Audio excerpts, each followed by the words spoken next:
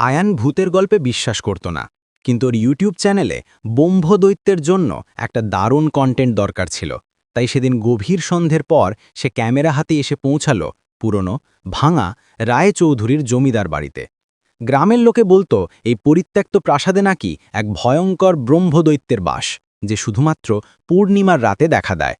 চারপাশটা ছিল ঘন জঙ্গলে ঘেরা, বাতাস ছিল ভারী, আর একটা চাপা স্যাঁতস্যাঁতে গন্ধ আসছিল।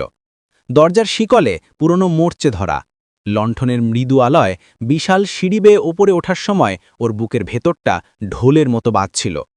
প্রথম ঘরটার কাঠের দরজাটা আপনা আপনিই খোলা।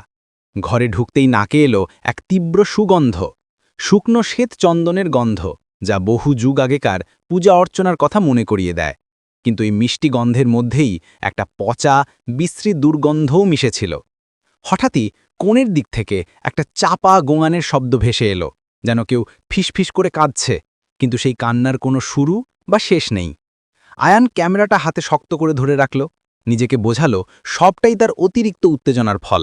সে সাহস করে দোতলার করিডর ধরে দ্বিতীয় ঘরের দিকে এগিয়ে গেল। সেই ঘরের মেঝেতে কিসের যেন একটা লম্বা অস্বাভাবিক সাদা ছায়া দেখা গেল।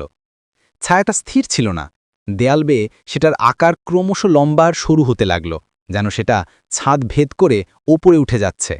আয়ান দ্রুত এবং কষ্টের সাথে শ্বাস নিতে শুরু করল।